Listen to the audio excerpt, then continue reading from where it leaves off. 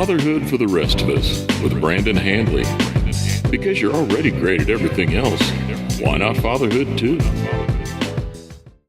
Hey there, and welcome to Fatherhood for the Rest of Us. This is Brandon Handley. I am the creator and founder of Fatherhood for the Rest of Us. I want to say thank you for choosing to spend your time with me today on Fatherhood for the Rest of Us. I also want to just encourage you, if you could, to go over to the podcast on iTunes, download it, subscribe to it, and leave a review if you have found any part of this at all to have an impact on your life. That will help others to find the show and listen to it and get the same type of enjoyment that you are out of it.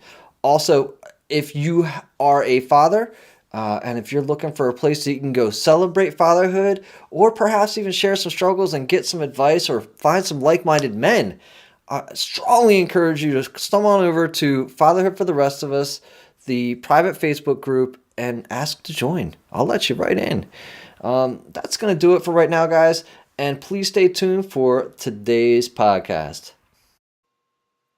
Hey there, Fatherhood for the Rest of Us people. I am on here today with Brittlestar, aka Stuart Reynolds. Look at that. That's like the unveiling of the secret name. And Brittlestar, where did you came up with the name? How long ago did you come up with the Brittlestar name? 2004, I came up with the name. I actually came up with the name Brittlestar because I was recording an album, like of music, and I needed a band name. And our oldest son, Owen, had a marine life book, and I noticed the name as we were going through it one night. I was like, oh, he was like 3 at the time. And we're like, oh, this is a cool Brittlestars. They're like these weird starfish that can see through their tentacles and they defecate out their mouths. And I thought, this seems like a good match. This is what I do. This is what I do. That sums me up perfectly. Awesome. So you've been at the media business for quite some time as a musician, and you had a big following on Vine, which got lopped off. No pun intended. And you came back again. You rose from the ashes like a phoenix. And you've been doing quite a bit. You're very entertaining. You also have quite a nice catalog on YouTube of you driving Ferraris, Aston Martins, doing all kinds of cool stuff. And you decided you would hop on this podcast / live with me, which is also cool. But the other thing is, dude, you are really inspirational. I was really moved by the speech that you gave at Dad 2.0, which is where you and I connected as I sat down next to you at a table and we just had that conversation. I still got your card, man. I still love your card. Thank you. And we had a really nice conversation. But when you gave the speech, I was moved. I've been telling everybody. I've been using the I'm the dude on the stage. Right. Everywhere. Right. I'm the dude on the stage. Stop waiting for somebody to tell you what to do. Right. So I will, I'm going to actually link that really quick. Sure. While I'm getting that link, why don't you tell us something we can help you celebrate in the land of Brittlestar? Help me celebrate. I just turned down a 1-week-long 5-star resort vacation. That was worth celebrating, isn't it? Isn't that terrible? I had to turn it down. Oh, wow. I guess. What's the context? It just wasn't a really good timing or good deal for us. It was a really lovely resort, really amazing, and we were really excited about it, but it was like, this is not a good fit. So we just had to kind of say, no, we're not going to do it. So I'm trying to convince myself that was a good move. I think it was a good move. Just keep repeating it to yourself, and that'll feel good. It was a good move. It was a good move. That'll feel good. We were looking at the temperature. The temperature is like 110 degrees Fahrenheit, sort of like 38 degrees Celsius. It's like we would have died there anyway. So all right. Well, then that is something to celebrate. That's worth celebrating. We're celebrating because in Canada today, the temperature is. It's actually gorgeous right now. It says it's only 17 degrees Celsius, which is like maybe like 68 degrees or something like that. Nice. But we were sitting outside and it felt like it was closer to like 85 degrees, sort of 24 type of thing. So it was nice. Right on. Yeah. Snow's all gone. Snow's all gone. Canada is ready for spring. That's right. Jeremy Todd says, hey, Brandon Handley. What's up, Jeremy Todd? Thanks for showing up, dude. We also have, I wanted to bring out a couple things that you're doing. You've got a Facebook live morning show on Monday. It's Monday and Fridays, right? That you got Mondays your and show. Fridays. Yeah, Mondays and Fridays, 9:30 a.m. Eastern time, and we've been doing it for almost 2 years now, which is crazy. Awesome. And we built up this. It's called the Morning Show thing, and it's on my Facebook page, facebook.com/BrittleStar, and it's myself and my wife Shannon. And I sort of coerced her into doing it initially, and now we built up this lovely community of people who they're from all over the world, but they go visit each other, and it's bizarre and it's weird, and they have conversations amongst themselves, and it's really, really nice, really lovely, and it's been really fun. So I mean, it's been very rewarding for sure. It's a lot of fun. It's entertaining, and you guys are also doing good stuff with it. You're doing good. People always say you can't say that you're doing good. You're doing well. I'm not a grammar Nazi, but in this case, you're actually doing good, and that is with your spread the net that you're doing, right? Yes. So I'm gonna post a link to that real quick, and then why don't you tell the people kind of what you're about, and what's going on with that. So we got asked by Plan International, which is an international charitable organization that was actually started in the 40s by Eleanor Roosevelt. And it's a non-religious. It's they just do good stuff, which is great. What they're trying to do with Spread the Net is basically they're trying to stop malaria. Malaria kills one child every 2 minutes, which is crazy to think. And what's even more crazy to think is that we can actually help stop that by just having these bed nets that the kids sleep under in these affected areas. So in Africa and that type of places, where you've got a bed net that's covered in insecticide that goes over the bed. The kids sleep under there. They don't get bitten by mosquitoes. They don't get malaria, and they don't die. But the thing that always boggles my mind about that is the fact that malaria and children dying is a terrible, terrible thing. And oh my gosh, we can just stop it with a net. Why aren't we let's just do that? That seems really simple. Let's just stop it that way. So what we're doing is the TMST, which is the morning show thing. TMST $10,000 Spread the Net challenge all this month. We're trying to raise $10,000 for Spread the Net to buy a whole bunch of these nets and education and all that kind of stuff and get that over to the people who need it. And what we're doing is some really bizarre sort of weird challenges along the way. So we just passed our $1,000 mark. And myself and my wife did pies in the face. You ever had a pie in the face before at all? I'm not. Cake, yes. No pie. No cake, but no. Well, it's funny because you can like the whole pie thing. You're thinking, it's been done since the 20s. It's like 100 years old. Who cares? It's not funny. It's still funny. It's pretty funny. I don't know why it's funny, but it was funny. So we're doing all these crazy challenges, but the final challenge, once we reach our $10,000 goal, which we keep telling people is only 100 rich people giving $100 each. That's it. Right. Or hit $10,000. Or because we're in Canada, it's only 75 rich Americans giving 75 American dollars each. So there you go. That's all we need. That's all it takes. I love the conversion rate, man. That's great. I actually watched the pie in the face, and it looked like your wife had just a little bit of glee in her face. It's just like a satanic glee almost, right? Like she was really enjoying it. What satanic? I don't know, passionate. Something. She's something like, deep within. I'm sure this is the one with the broken glass in it. That kind of feel to it. Did you draw straws for the broken glass pie? Yeah, exactly. But once we reach $10,000, what's going to happen is Shannon is going to be waxing my chest. So I am not looking forward to that. Ouch. Having seen the movie 40-Year-Old Virgin, I know how Steve Carell handled it. I do have a list of other American Idol winners and runners-up to yell, though. I'm going to start with Justin Guarini, and then maybe Ruben Studdard, that type of thing. I said he did Kelly Clarkson, so I'm going to do some others instead. So I got you. Yeah, but it's been great, and it's a great organization. PlanCanada.ca/Brittlestar to donate. You get a tax receipt if you're in America or in Canada. Very cool. Very cool. So I think that it's really neat that you're using this platform for good. And you also have, you get to drive around in like a Lamborghini, and I watched one episode. I've watched a couple episodes. I watched them until my wife stopped watching them with me. And it was fun for a while, and then she tuned out, but it's okay. I still watched it. They were made for men anyways, and that's okay. Yeah. Jeremy actually texted me. Jeremy, thanks for letting me know that my screen's not working in the background. This is actually the green screen effect. Period. Done. That's it. I didn't really actually set anything up for this. I use my imagination, and you're in space. That's so it's awesome. Okay. I actually do have one of those settings. You're connecting other men. You're driving cool cars, Yeah, and you're connecting other men. Let's talk a little bit about what you're doing there, and sure. how some of the other ways that you're using your platform. So I did a series of 10 episodes of a show called Fast Health, and it's essentially kind of a sort of a takeoff of comedians in cars getting coffee that Jerry Mm. Seinfeld does. Except I'm driving these high-end sports cars along with a health professional, and we're talking about men's health issues. So it could be anything from mental health, it could be emotional health, it could be physical health, any of that kind of stuff. But it was great to do those 10 episodes, really fun to film. And I filmed those last year. And we actually start filming season 2 Nice. in June. So June 10th, I think, is my first day filming season 2, which is super exciting because I got to drive lots of really cool cars. And I wasn't really a car guy before that. I mean, I liked Are you cars as a now? kid. I mean, outside the A little Chevy bit. that's just in your driveway. Yeah, well, no. Right now in my driveway is a Chevy Equinox. It's a rental because our car is getting fixed, which is a 2009 Ford Flex. So I'm not that much of a car guy.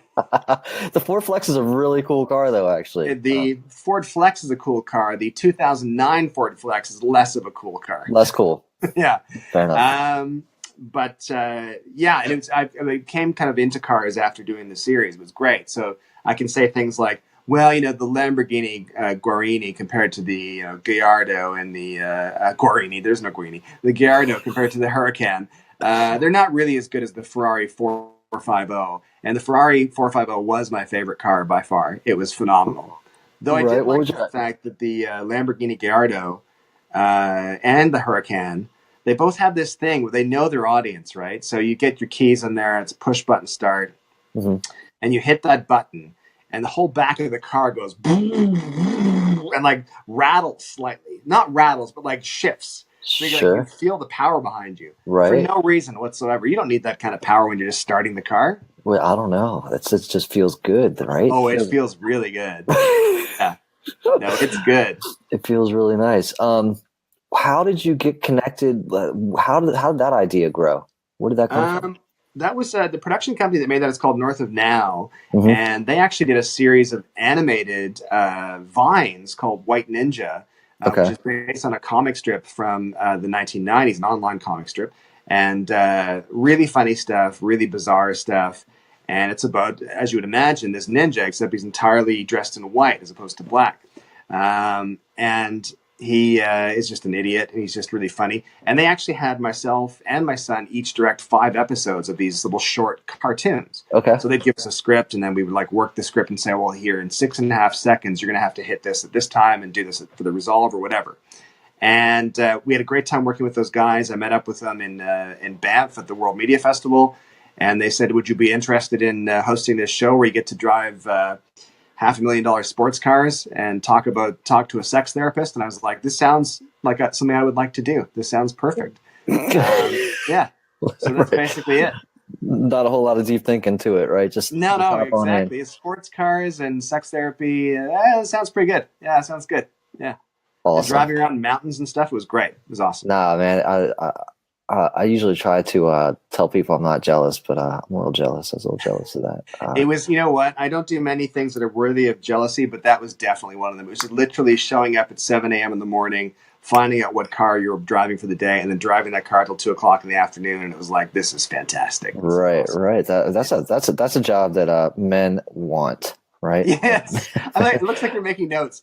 I am. I'm like, I would like to. So, how to make this happen? And I've got like North of Now starred right here. I'm like, hey, North of Now. North of Now. That's Canada, and their dollar doesn't even go half as far as an American dollar goes, and we'll work on that. We will converse.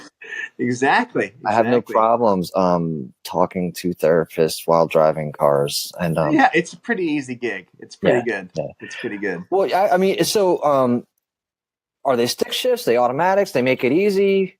Yeah, so what's interesting about that is actually because I was panicked initially when they were saying you're to drive these cars. I was like, oh man, I've only like driven a standard once really badly when my wife and I lived in Scotland, and Shannon drives stick, no problems.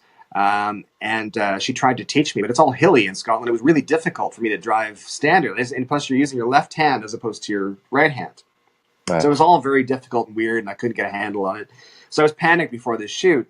And I did some research. They gave me the list of cars we're going to be using, and I researched them all.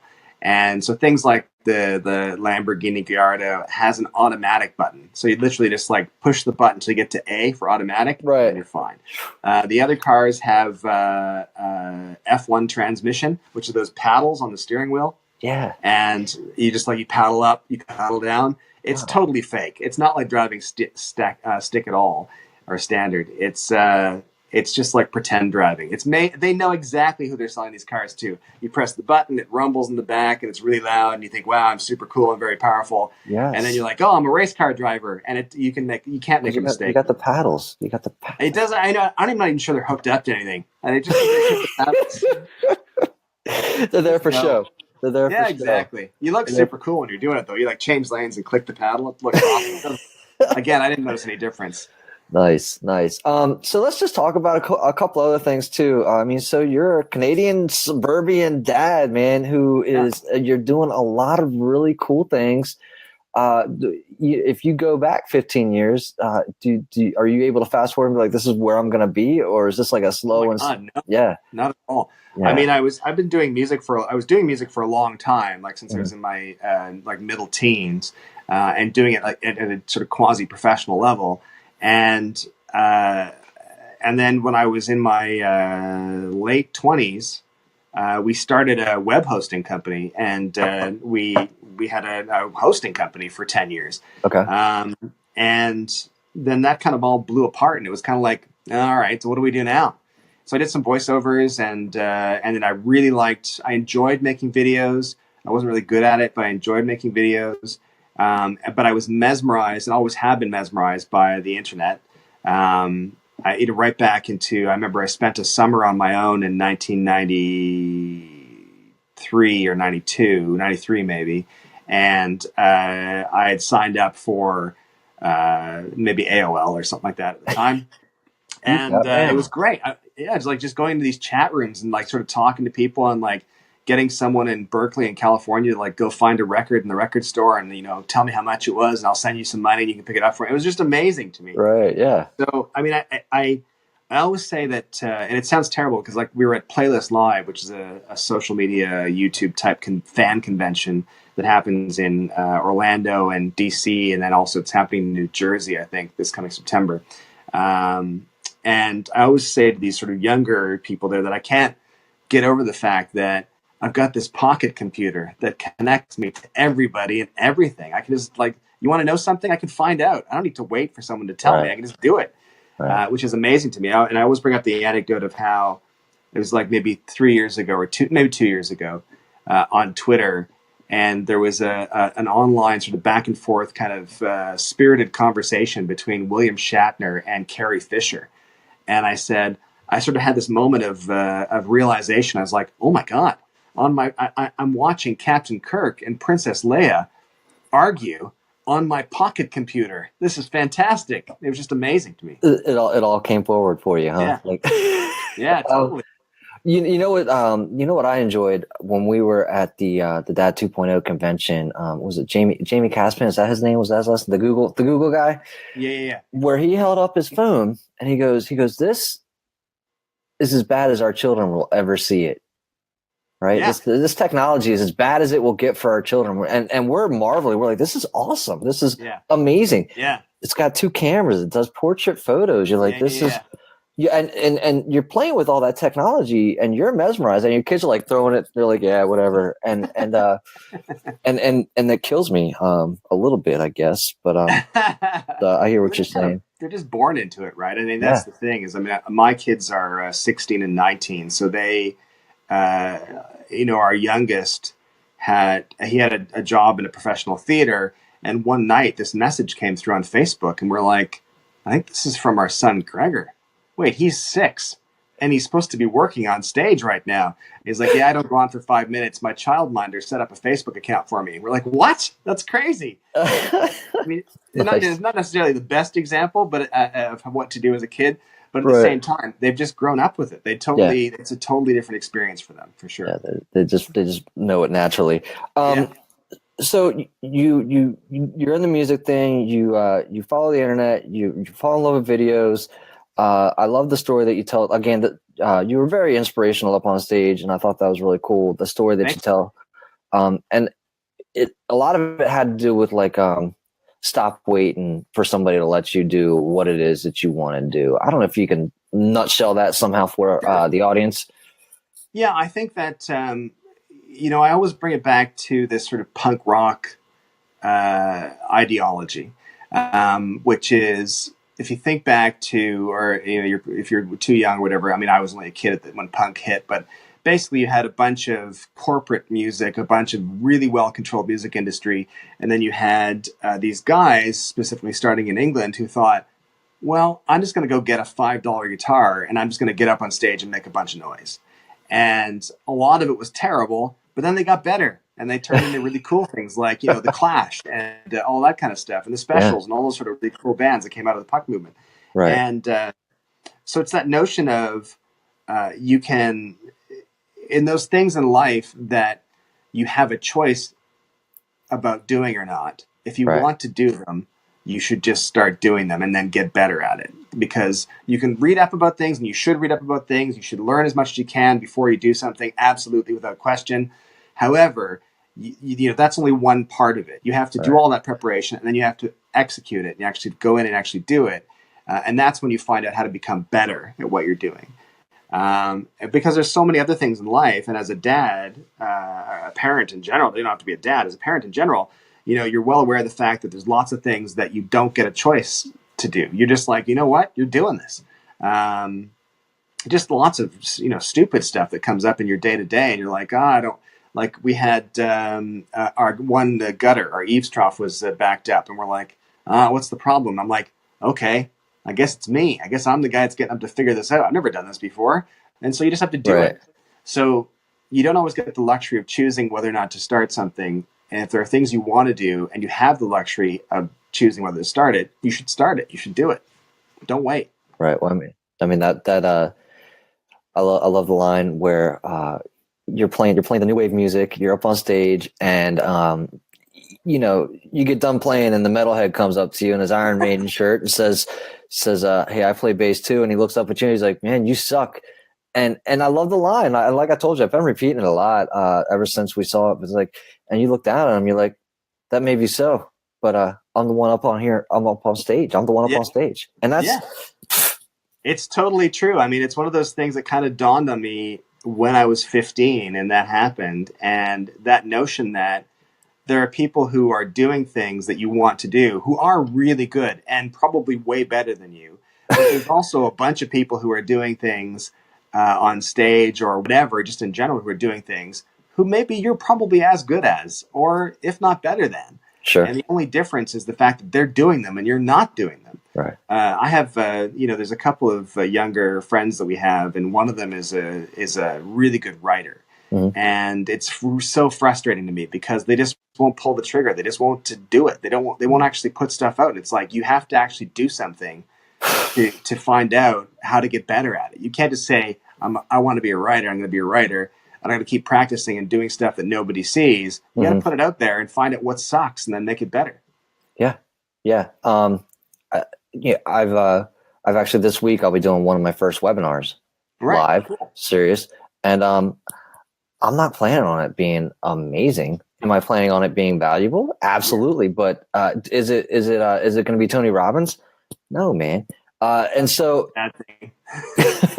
right, sure. So I mean, but it'll be the beginning. It'll be stepping up on stage and pulling the trigger, and it's going to be just a matter of going out there and going for something, right? Yeah. You got to do it. If you believe in yourself enough just to step on stage, you can also watch your step as you get down.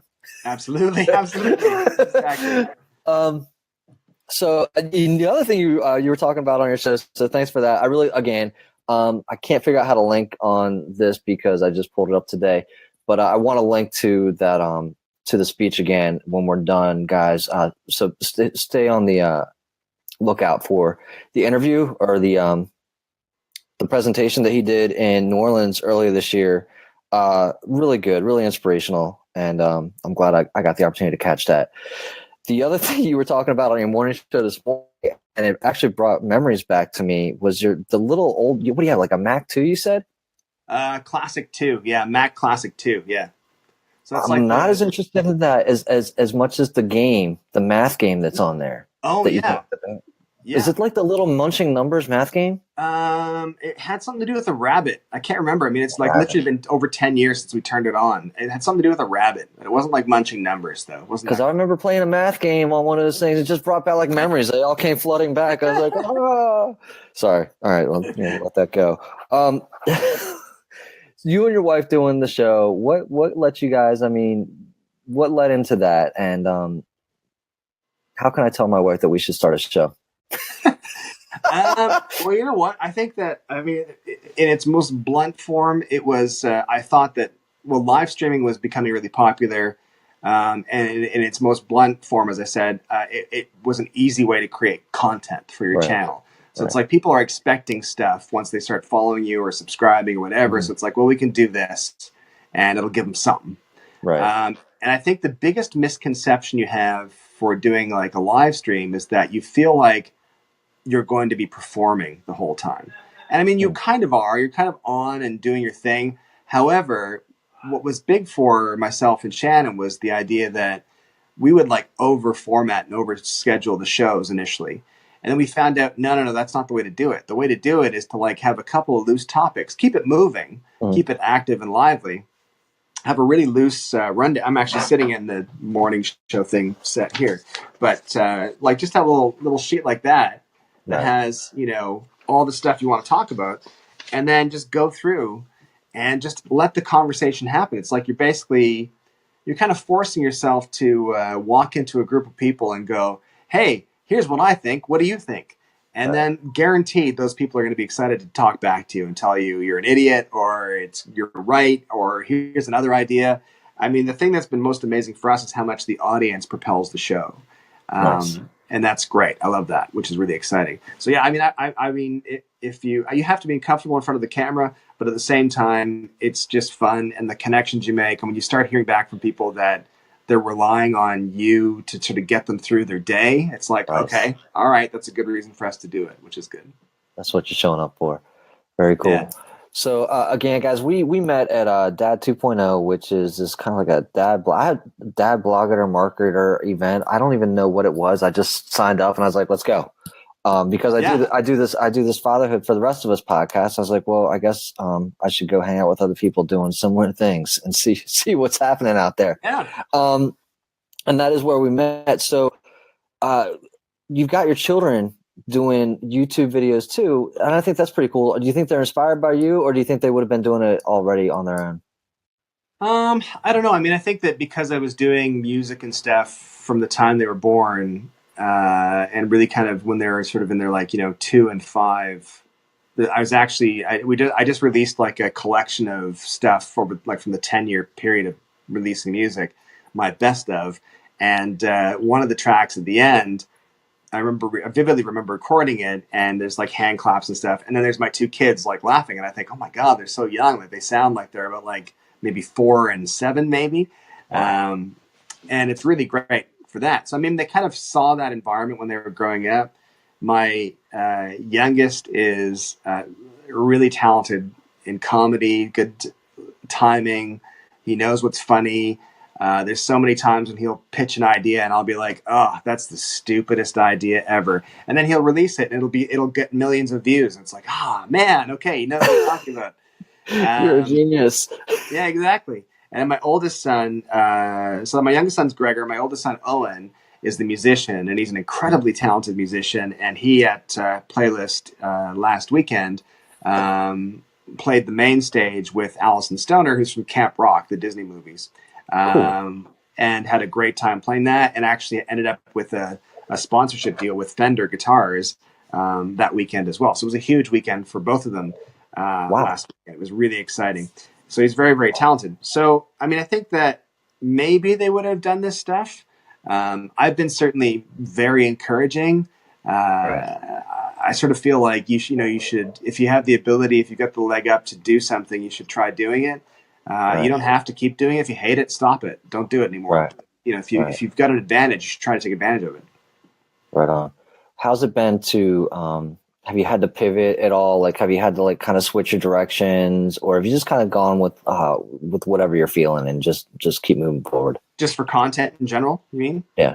Yeah. Yeah, a little bit. I mean, I think that, when we started on Vine, Owen was 14, Gregor was just turning 11. So I was still very much a dad of young kids. And now it's very different. Now it's, I'm a dad of teenagers who are like 16 and 19. So, Owen is old enough to drink in Ontario here. Gregor's got his license to drive. So it's like a totally different dynamic. And I always think that's weird when I go to like Dad 2.0 or something, where you have a bunch of dads and there's a lot of focus on younger families, which is great. I think that's fantastic. But I always kind of feel like I'm waiting for everybody else to catch up to go, oh yeah, now my kid's old too. And they're not cute anymore. They're like Dad 2.5. Yeah, exactly. Yeah, exactly. The halfway mark. A bunch of dads with like kids who aren't cute anymore. And they're all sad because they can't make good content with them anymore. Oh. So I've had to pivot a little bit that way. And I think that what we did in the past, like with the morning show thing with some other content, is that it's been more of myself and my wife making content as opposed to me with the kids, because it gets kind of, it's still funny when I do stuff with Owen and Gregor, but it seems unnatural if we're always hanging out because they're 16 and 19. We're not always hanging out all the time. No. Whereas my wife has no choice. So she has to hang out with me. She's stuck with you. Exactly. Help. I need content. Exactly. I'm going to need you to come over here for a little while. So talking about fatherhood, what would you say the purpose of fatherhood is? Thanks for listening to this episode of Fatherhood for the Rest of Us. I hope that you've enjoyed what you've heard so far as we have an engaging deep dive into what fatherhood means to us, what it means to have the fatherhood experience. And I'd also like to let you know that I currently have a couple of coaching slots available. If you are looking to make some impactful lifelong changes in your own life, creating a better life today instead of waiting, and you're ready to take on some new challenges, form a new set of beliefs, let go of some of your limiting beliefs, take care of the gap, get rid of what's missing, work on what's been working for you, then let's have that conversation. You reach out to me at brandon@fatherhoodfortherestofus.com. You can reach out to me at Brandon G. Hanley on Facebook. And if you just want to go schedule a time, you can do that over at fatherhoodfortherestofus.com/coaching. Looking forward to having that conversation with you.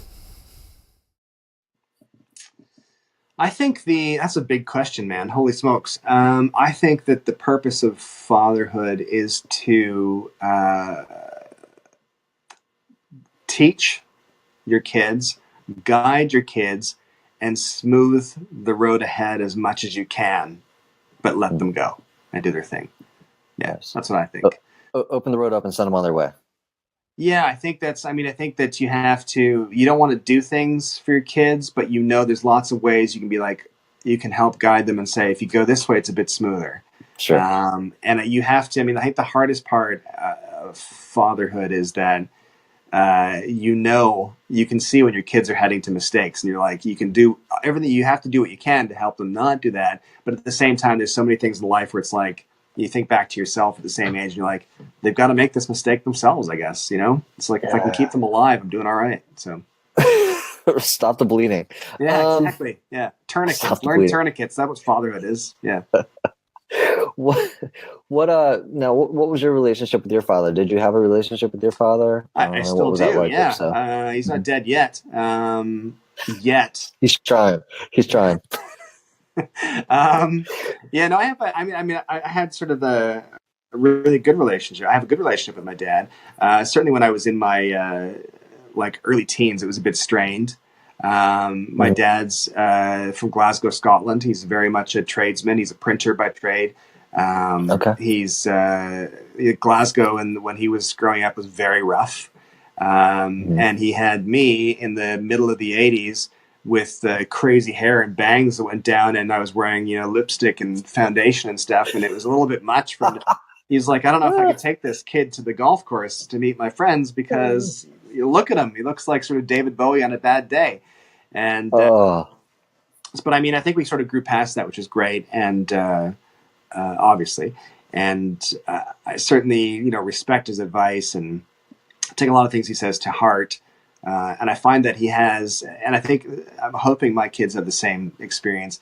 My dad will say things that I'll sort of go, what the hell is he saying? And then like a week later, I'll go, oh, damn it, that's what he meant. Okay. It almost had to like simmer down. And it's like, oh, you didn't mean this. You meant like this. And it makes so much sense down here. Okay, I get it. And I think that's the best you can do, I think.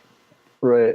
I think that's a perpetual parental wisdom, right? Like they'll tell you things to try and get you ahead a little bit, but you're not going to understand it right that day. No. Like you just said, like you understand it like a week later. Yeah, I think, as a kid, you usually have kind of a wall up, right? Because there's a lot of ego, there's a lot of pride and all that kind of stuff that sort of stands in the way. And all that sort of dad advice usually kind of has to sort of sink down underneath the wall and sort of come in afterwards. So I think as a parent, your biggest challenge is to like give the advice and then kind of go, all right, I'll wait for a bit. Let's see. Let that sink in. Yeah. Right. Is there anything that your dad did really well that you do right now as a father yourself? That's a hard question. I think that one of the things I remember my dad saying to me was he'd gone to some like management convention type thing. And he said one of the things he learned, and this was in the middle of like I was getting in trouble for something. And one of the things he learned, he said, was that there's no point in dwelling on the problem once it's happened. You work on the solution. Nice. And I think that's probably carried me through a lot. Where you're in situations in life, for whatever reason, you're like, okay, well, this happened and this sucks. Okay, well, I can dwell on that, which is going to get me nowhere. Or I can just say, where am I right now? And how do I get to where I want to go? Right. How do I fix this, or how do I move past it, or whatever? So I think that had I think that carried a lot of weight with my dad, and in giving it to me. It was like saying, there's no point in sort of fixating on the problem if it's already happened. You should start fixating on the solution. Right. No, that's powerful. That's good stuff. I didn't get that message when I was growing up. So took me a while. Took a while for me to get that one. But I do try. That's something that I try and pass on to my children. To be sure, right? Yeah. You can sit there and stare at it, or you could pick it up. Yeah, exactly. Yeah, for sure.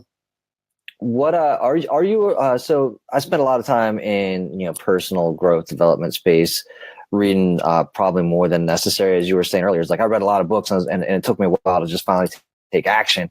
Right. Are you a reader yourself?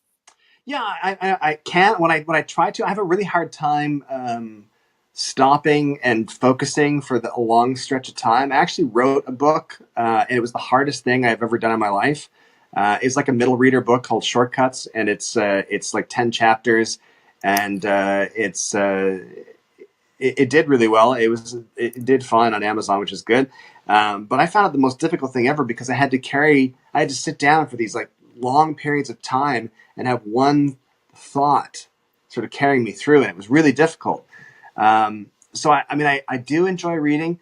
I have a hard time committing to the time to do it. I find actually because when I'm traveling, reading when I'm traveling is the best. If I'm on the airplane and I'm on the airplane for 5 hours, it's like, all right, now's my time to read because there's nothing else to do. So I'm going to do that, which is great. I really appreciate that. I need to find a way to have that same experience at home, though.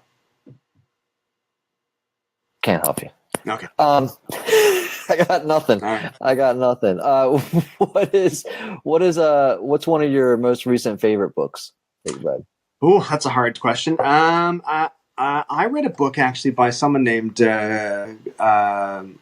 Christine Stewart called Our Turn. And Christine she was the head of Twitter Canada. Mm-hmm. She then became the head of Twitter Global Media. So any video, any picture, anything like that, any sort of connection with the media company, she was the head of it globally. She then left there and went to a couple of other companies, and she's now with a startup. She's a fascinating person because she's, first of all, up against it in the business world as a woman and dealing with all the crap that has to happen to you as a woman in the business world, which shouldn't be happening anymore, but still does. And she's also very resourceful. And I love there's like a 2-sentence line in that book, which I love. She was in charge of, what was it? Alliance Films or something like that. This was like back in the 80s. Film company here in Canada. And they made the cartoon, The Raccoons. And you might know it if you had seen they get played all the time at PBS and all that kind of stuff. But she was in charge of selling this Raccoons cartoon program, and so she found out that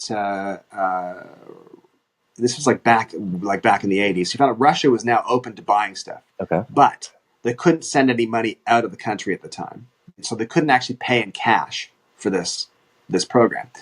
This is like a 2-line bit in the book, and I'm stretching it out into a story. But anyway, so she found that they couldn't pay by cash, but she's like, okay, we're going to do this instead. So she found a company in Montreal, a textiles company, who would take the fabric that the company in Russia would send to her and give her money for the fabric. So basically she said to the company in Russia, I'll take it in textiles, what you owe me. I'll sell it to this company in Montreal. I'll get my money. You get your raccoon show. And I thought, I love that kind of thinking. I love that kind of lateral, looking at a problem and going, okay, what if we just pivot around here and look this way? Is it better this way? It's a good book to read. So it's an interesting book. She's a really interesting person. Cool. Yeah. Her husband has great hair, which drives me nuts. So. But you've got a great hat, so that's okay. That's why I'm wearing the hat. If I take this off, it's all over. I could do like a Gomer Pyle. Yeah, no, you still got a decent head of hair on. You don't have to worry about it. Good. I love that. I'll take it in textiles. Take it in textiles. I love it. It's I'm fantastic. Gonna start using it. Set up like a cryptocurrency in textiles. Yeah, exactly. What is like a parenting hack? Do you have any parenting hacks? Is there anything you found out like somewhere along the way that you wish you would have known sooner as a father? Oh man. I think, oh man, that's a tough one. That's a really tough question. I don't know. I mean, I think that you keep learning as you're going. I mean, fatherhood's a really good example of one of those things you don't get a choice in. It's most extreme. You have a choice of bailing entirely, but if you're not a complete dickhead, that guy's not going to catch this show anyways, by the way. So, I mean, if you, once you become a father, you don't get a choice, right? You just have to just roll with it and you do it. I think that cutting your kids some slack is a good thing to remember as a parent. I think that parenting hack, I would say, is a parenting hack as your kids get older is knowing when to give advice and knowing when to listen. Because sometimes they don't want advice. And I mean, anybody's like that, not just kids. I was going to say, it sounds like my wife. Meg doesn't want my advice. She just wants me to listen. That's right. Yeah. And I understand. I understand and know this. Yeah. It's very difficult though. It's super difficult. There's another book that I did not read this book, but I was told this quote from it, and it was about parenting, and it said that when your kids are young, you're their manager. When they become teenagers, you're a consultant at best. Gotcha. And it's very, very true. Like you hope that they come to you and ask for advice, and then you have to. I think it was actually Jim Higley at the Dad 2.0. I spoke to about this as well and said the same conversation. And he says to his son, who's the same age as mine, 19, he's like, as soon as he comes to him with anything, he's like, wait, am I giving advice on this or am I just listening? And his son now knows, I just want you to listen. He goes, all right, let's hear it.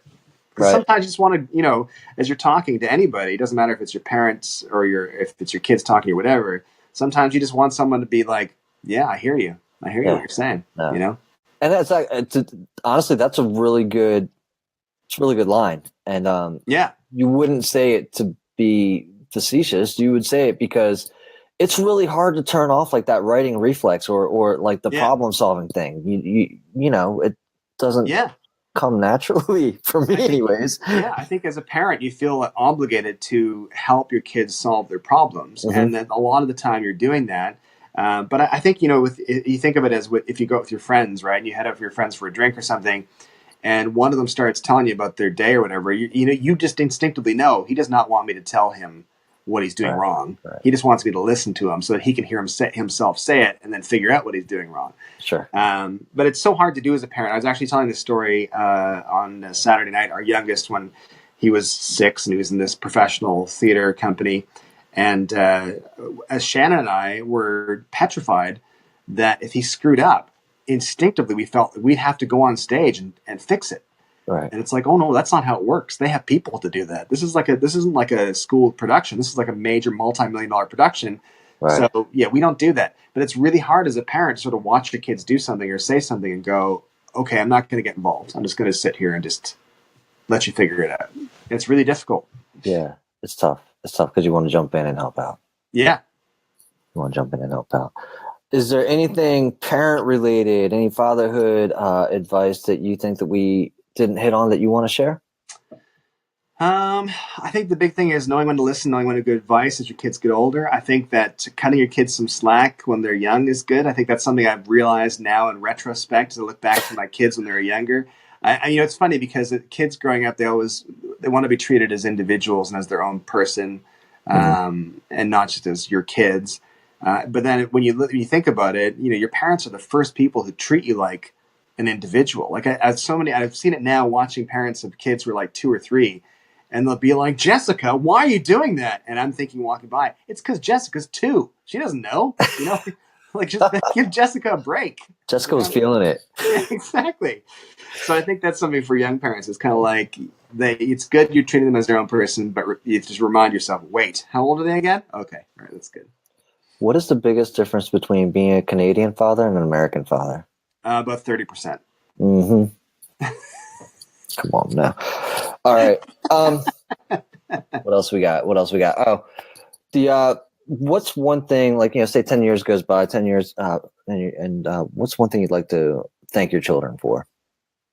I think I would like to thank them for going along for this crazy ride we've been on since 2013. Doing this social media stuff and social media video and content creation and brand work and all this. We've done lots of really fun things. Mm-hmm. It's also been very, very seat of the pants. It's been very, very, we don't know what's happening next month. So there's been a lot of uncertainty that goes along with that. There's a lot of weirdness that goes along with it. There's been a lot of, finding yourself at Disney World dressed as a cat. There's been a lot of weird stuff. You were the children. Well, I was the cat, actually. I was the cat. So then that's even worse. There's been a lot of finding yourself on the monorail to Disney with your father dressed as a cat. Nice. But save that one. Yeah, that's a lot of therapy right there. Is probably what it is. Luckily, you can get it done by an animal therapist, though, so it's cheaper, which is good. Nice. But yeah, I think that I'd like to thank them for just rolling with the punches, I guess is what it is. So yeah. Yeah, can't be easy. Yeah. Can't be easy. So where am I sending people to connect with you? What's the best you can place find to me go? pretty much anywhere at Brittlestar. If you search for Brittlestar, you'll find my face, my beautiful face, probably sans hat. I won't be wearing a hat. If you go on Facebook, you can go to facebook.com/Brittlestar, and you'll find me there. And that's probably the main places. Just search for @Brittlestar, you'll find me. Okay. And then the other one is the Plan Canada. Let me see what real quick. So yeah, plancanada.ca/Brittlestar. Okay, I'll post that up here too. And that is awesome. For the Spread the Nets, right?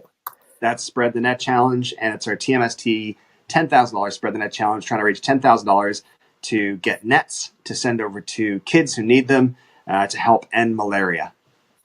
Awesome, man. Well, I want to say thanks again. I'm really glad that we got the chance to connect earlier this year. I'm really glad that we got the opportunity to get on here today and have this conversation. Likewise, man. It was great. It was lots of fun.